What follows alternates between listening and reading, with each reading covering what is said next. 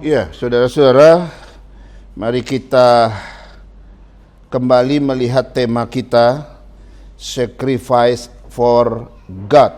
Ya, ini berkorban bagi Tuhan, seri pertama. Itu kita sudah lihat minggu lalu. Ya, yang bicara tentang apa itu berkorban bagi Tuhan. Apa maknanya sih? Ya, minggu lalu kita sudah lihat bahwa korban itu berasal langsung dari bahasa Ibrani yang berarti korban. Lalu ke dalam bahasa Arab menjadi kurban. Lalu kembali ke Indonesia menjadi korban, saudara-saudara ya. Nah, sebenarnya minggu lalu kita juga sudah melihat bahwa korban itu sebenarnya berkaitan dengan persembahan yang dibawa orang ke rumah Tuhan dalam perjanjian lama. Ya, kita lihat orang-orang Israel ketika mereka mempersembahkan korban, mereka datang membawanya di rumah Tuhan. Di pertama di kemah suci, bait Allah dan seterusnya. Ini udah kita lihat minggu lalu karena banyak yang liburan, jadi saya ulangi sedikit gitu ya.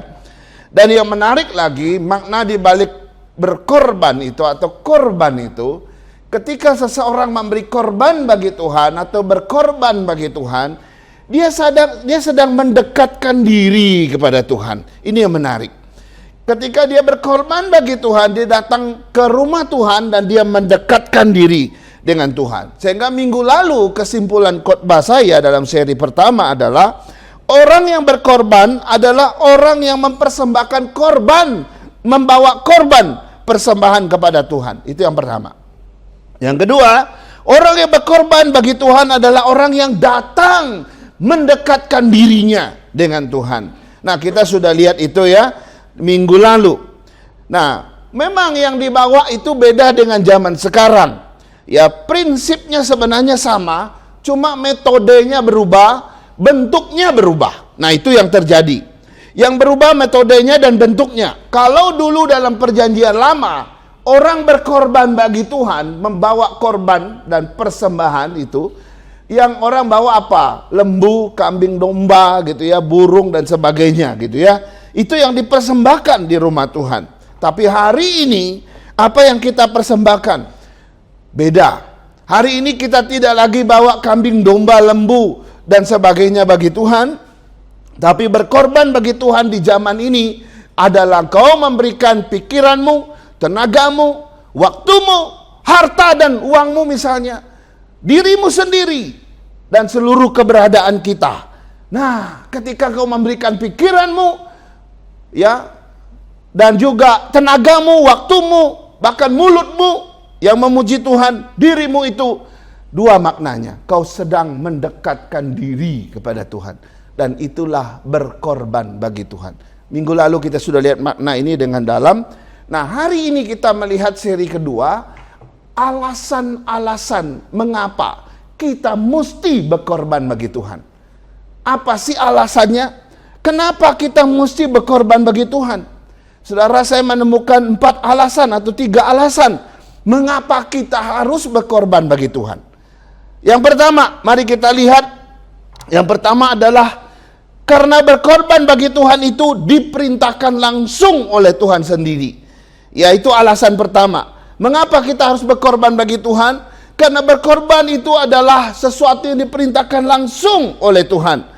Saudara, terlalu banyak ayat Alkitab dalam perjanjian lama dan juga dalam perjanjian baru yang menceritakan bagaimana Tuhan meminta kita berkorban bagi Dia.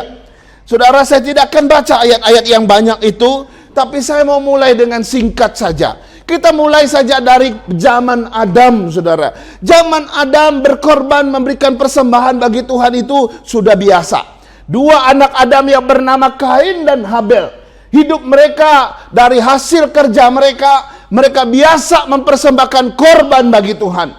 Dan cerita yang begitu dramatis itu, ya, yang Kain ditolak, yang Habel diterima, gitu ya. Saya tidak bahas soal kenapa diterima, kenapa tidak diterima. Tapi yang kita mau bicara, fakta di dalam Alkitab mengatakan bahwa memberikan korban persembahan itu sudah dimulai dari zaman Adam.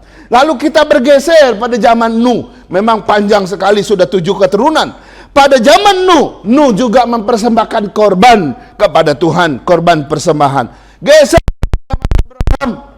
Abraham berkali-kali diceritakan dia juga membuat mezbah dan mempersembahkan korban bagi Tuhan. Geser ke zaman Ishak, geser lagi zaman Yakub. Kedua anak dan cucu ini juga biasa membuat mezbah. Setiap kali bertemu Tuhan, berjumpa dengan Tuhan dan perjalanan di mana saja, dibuat mezbah, mempersembahkan korban di situ.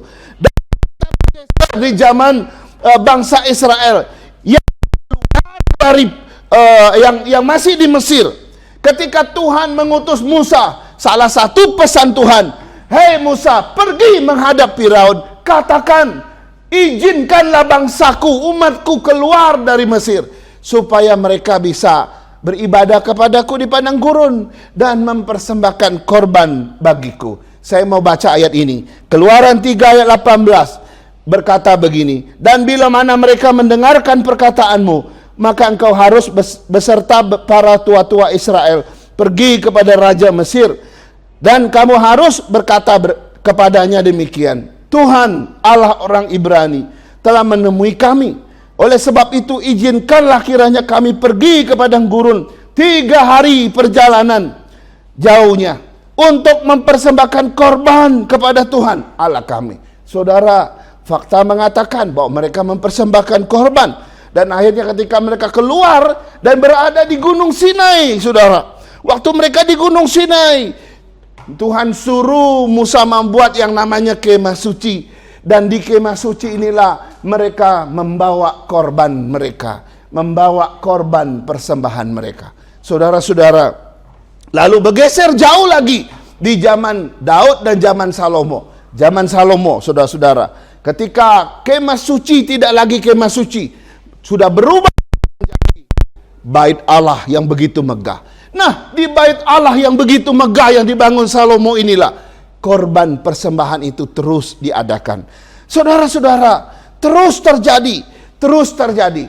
Sampai ketika bait Allah itu sudah tidak ada lagi, sudah dihancurkan oleh Jenderal Titus pada tahun 70 Masehi. Dan akhirnya muncullah tempat-tempat ibadah orang Yahudi yang bernama sinagog. Dan dari sinagog inilah mulai semacam ada yang namanya liturgi. Dan dari liturgi sinagog ini kemungkinan oleh para ahli dan para teolog sepakat, dari sinagog inilah gereja mengadopsi yang namanya liturginya. Sehingga di situ ada puji-pujian, di situ ada pembacaan Taurat, dan di situ ada korban persembahan. Nah, saudara-saudara, dari sini kita melihat bahwa yang namanya korban persembahan itu atau persembahan korban itu diperintahkan langsung dari Tuhan, mulai dari Adam sampai hari ini, saudara-saudara. Karena itu kenapa kita tidak meresponi apa yang diperintahkan Tuhan. Kalau zaman itu mereka harus memotong binatang setiap kali datang ke bait Allah. Kita datang, Tuhan tidak minta itu lagi. Tuhan cuma minta mulutmu, lidahmu untuk memuji Dia. Ketika kau memuji Dia, itu adalah korban pujian kepada Tuhan. Amin. Amin. Karena itu nyanyi dengan sungguh-sungguh hati. Tidak hanya itu, Tuhan minta pikiranmu, tenagamu, waktumu, bahkan hartamu. Saudara, ini semua bicara tentang kita berkorban, memberi korban persembahan bagi Tuhan. Kenapa ketika kita datang ke gereja kita mesti memberi persembahan? Kita mesti mengangkatnya dengan sungguh-sungguh hati. Tuhan, inilah korban persembahanku yang aku bawa dan memberikannya kepadamu. Saudara, akhirnya kesimpulannya apa? Bahwa mempersembahkan korban itu adalah suatu perintah Tuhan langsung. Membawa korban adalah amanat agung dan amanat Tuhan yang jelas di dalam Alkitab. Ya, berkorban pikiran, tenaga, mulut, bibir, waktu, harta, bahkan diri kita. Ini diperintahkan Tuhan.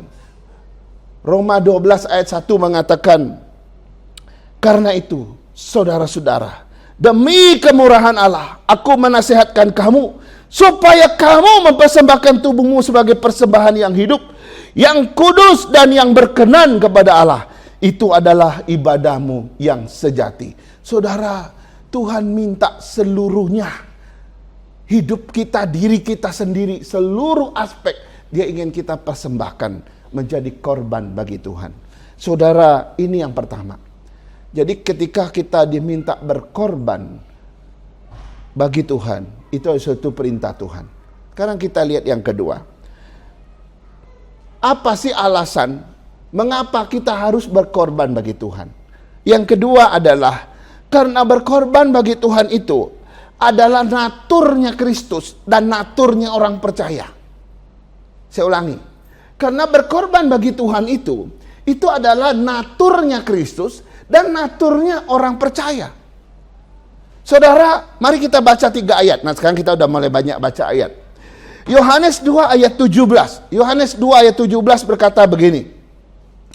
Maka teringatlah murid-muridnya bahwa ada tertulis, cinta untuk rumahmu menghanguskan aku. Saudara, ini ayat yang ditulis setelah Yesus menghancurkan bait Allah. Karena di bait Allah orang berdagang, orang berbisnis, orang bawa barang-barang. Maka Tuhan marah ketika dia lihat rumah bapaknya dijadikan rumah bisnis, rumah untuk berdagang. Lalu dia hancurkan semua barang orang, usir semua, lepaskan semua binatang yang diperdagangkan. Lalu dia bilang, rumah Bapakku rumah doa, bukan rumah sarang penyamun, bukan. Dikatakan begitu ya. Saudara, apa yang kita lihat di situ? Ketika Tuhan melihat sesuatu yang tidak sesuai kehendak dia rasa terbakar emosinya, terbakar perasaannya. Nah, ini yang orang bilang korban perasaan. Saudara pernah korban perasaan nggak? Hah? Atau istilah modernnya zaman sekarang, mungkin kalau zaman Alkitab ada, mungkin pasti ditulis. Makan hati. Pernah istilah dengan makan hati? Pernah makan hati ayam? Pernah ya? Tapi makan hati yang satu ini bukan makan hati ayam. Ini makan hati artinya korban perasaan. Ya, mungkin dengan pasangan kita, mungkin anak-anak kita nasihat nggak mau dengar. Aduh, tiang malam kita rasa risau, rasa sedih, memikirkan dia yang makin liar, makin jauh dari Tuhan. Dia kelihatannya nggak mau dengar kita. Aduh, makan hati, ya. Susah ya.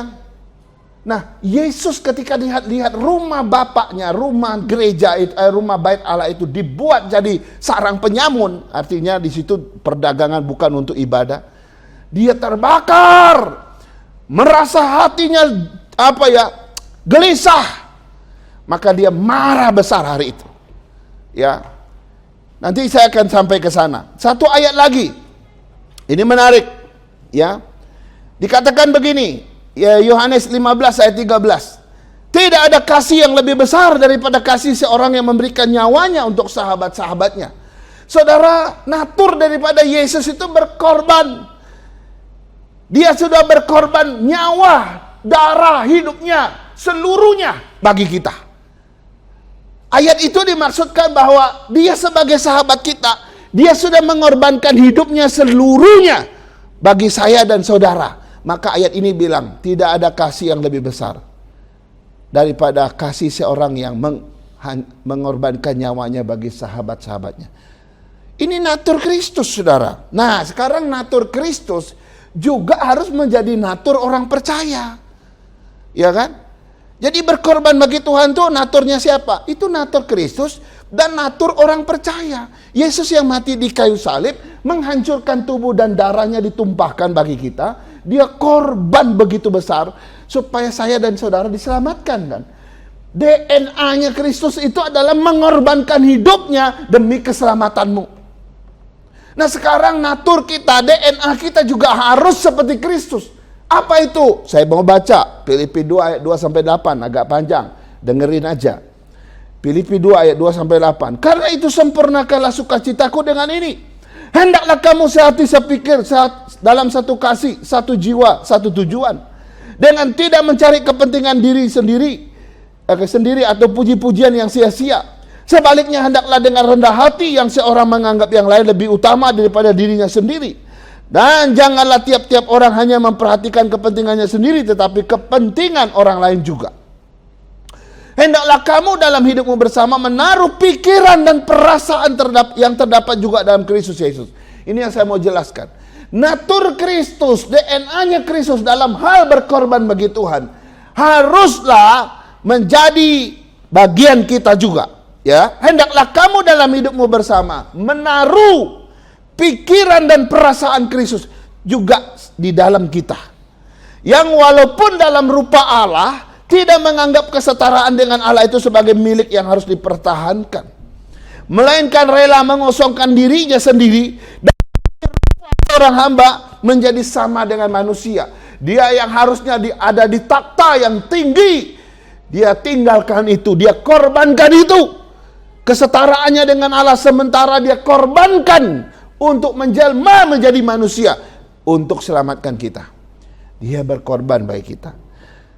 Dan manusia ia telah merendahkan dirinya dan taat sampai mati, bahkan sampai mati di kayu salib. Nah, saudara, natur Kristus, DNA-nya Kristus harusnya menjadi natur dan DNA-nya kita. Saya waktu merenungkan bagian ini, saudara. Iya, kita memang belum bisa seperti Kristus. Tapi mestinya natur kita, DNA kita itu pelan-pelan ya menyerupai Kristus. Mungkin kita memang tidak harus berkorban bagi Tuhan besar-besaran. Ya, tapi kita berkorban dengan cara kita sendiri sesuai dengan ukuran kita sendiri. Ini yang diajarkan Tuhan. Saudara, mengapa saya memilih berkorban bagi Tuhan untuk tema kita bulan Juli? Karena di bulan Mei, Juni kita udah baca tentang bagaimana bertumbuh, ya, bagaimana berbuah. Kalau sudah sampai berbuah terus apa lagi? Ya, biarlah buah kita dinikmati orang. Itu bicara tentang berkorban. Berkorban bagi Tuhan dan juga bagi sesama. Ini penting, saudara ya.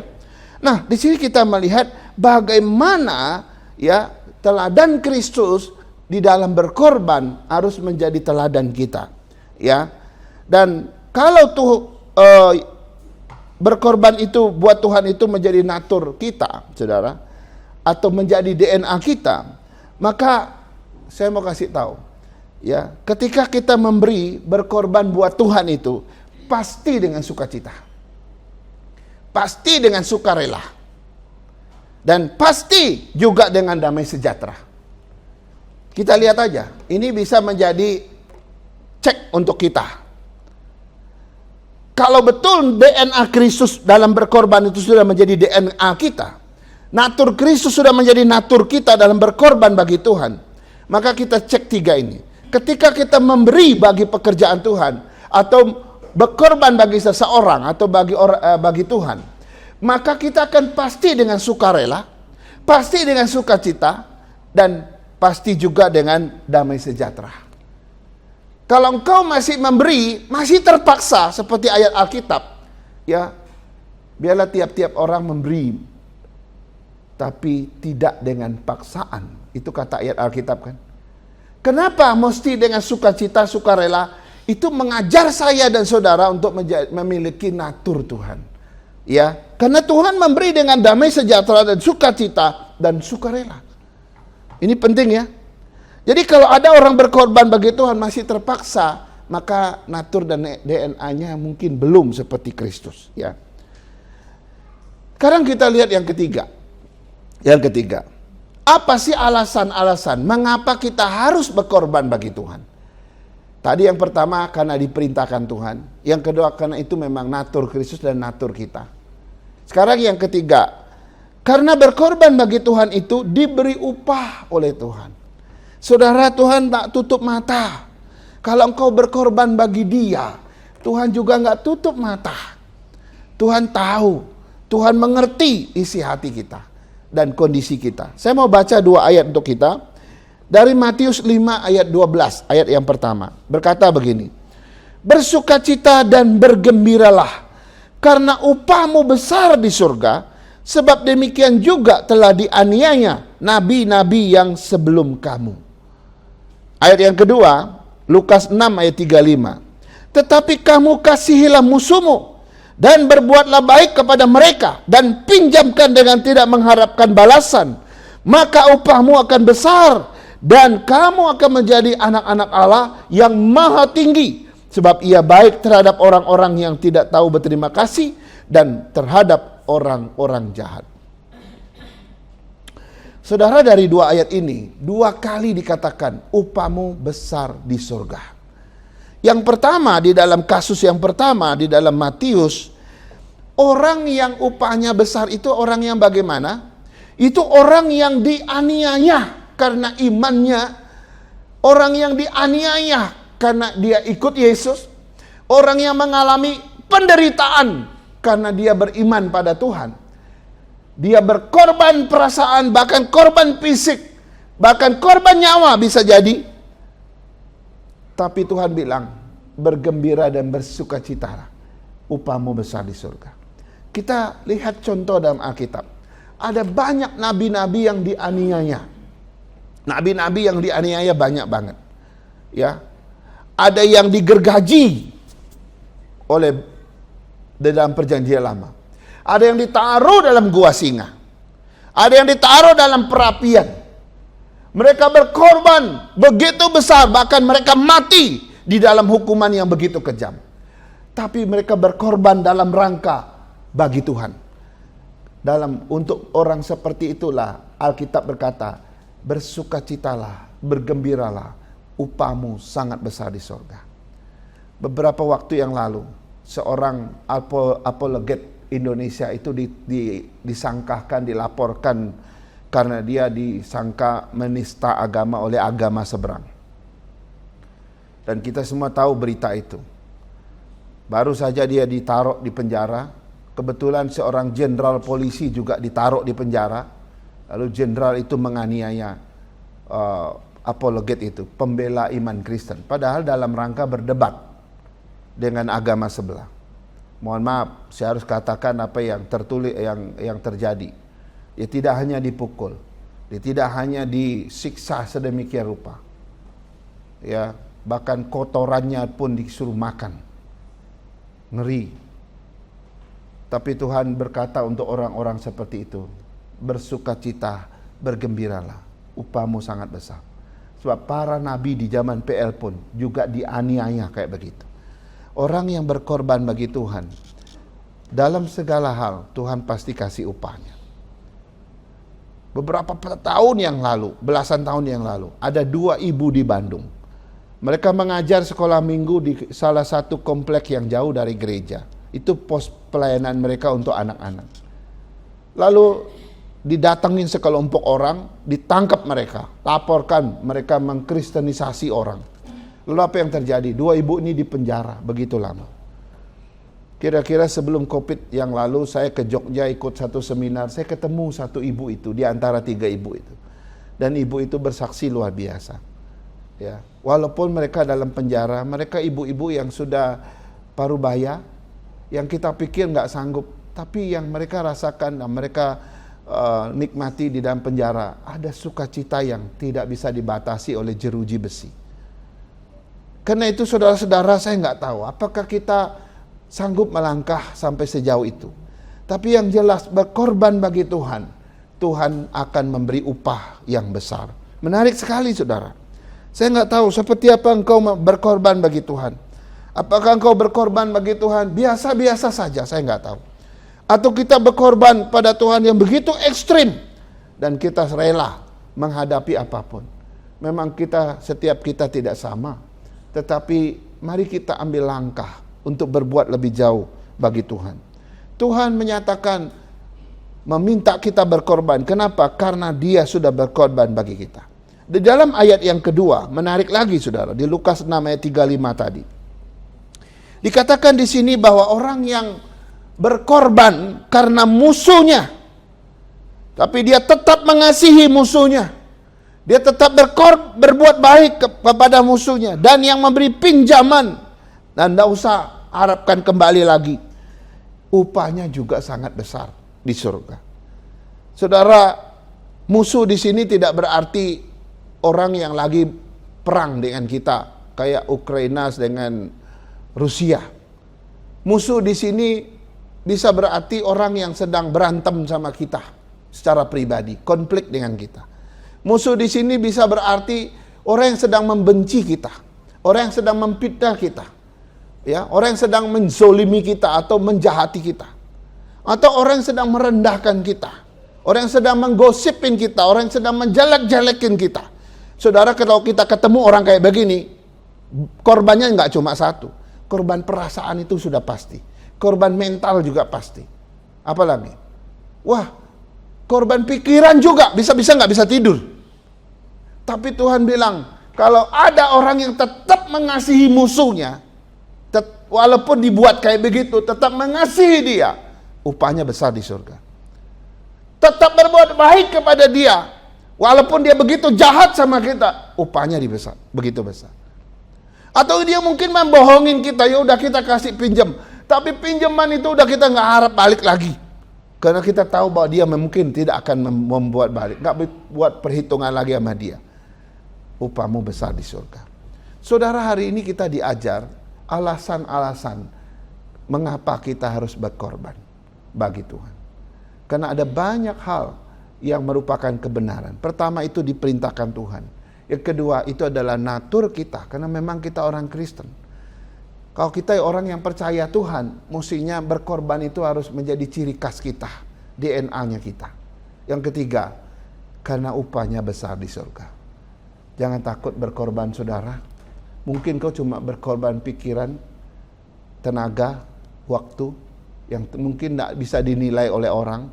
Nggak apa-apa, itu sudah bagian dari berkorban. Mungkin kau berkorban dirimu sendiri, waktumu dan sebagainya. Apalagi ketika kau memberikan danamu, uangmu. Semua itu bicara tentang engkau mendekatkan diri kepada Tuhan. Bab orang yang berkorban, orang yang mendekatkan diri kepada Tuhan. Mari kita berdoa. Kami bersyukur dan berterima kasih ya Tuhan, karena firman Tuhan sudah menyatakan isi hatimu Bapa. Hari ini kami boleh mendengar bagaimana kami terus diajar untuk berkorban bagi Tuhan. Berkorban bagi Tuhan adalah mendekatkan diri dengan Tuhan. Karena itu Tuhan, kami tidak memandang ini sesuatu kewajiban yang begitu menjadi beban bagi kami, tidak. Tapi kami melihat bagaimana kami berkorban dengan penuh sukarela, penuh sukacita, dan damai sejahtera. Karena itu memang DNA kami, seperti Kristus yang telah berkorban bagi kami lebih dulu. Ajar kami Tuhan, untuk mau berkorban bagi Tuhan dan bagi orang lain. Walaupun mungkin kecil sekali pengorbanan kami, tidak bernilai bagi orang lain, tapi kami melakukannya dengan tulus, kami melakukannya dengan sungguh-sungguh, maka itu akan menjadi upah yang besar bagi setiap kami. Berkati jemaat-Mu dalam masa-masa hidup mereka ini, dan juga dalam setiap tahap-tahap kehidupan kami, pertumbuhan kami, bawa kami ke tingkat yang lebih tinggi. Kami tidak hanya bertumbuh, kami tidak hanya berakar, kami tidak hanya berbuah, tapi kami juga mau berkorban bagi Tuhan. Terima kasih untuk firman. Dalam nama Yesus kami berdoa. Amin.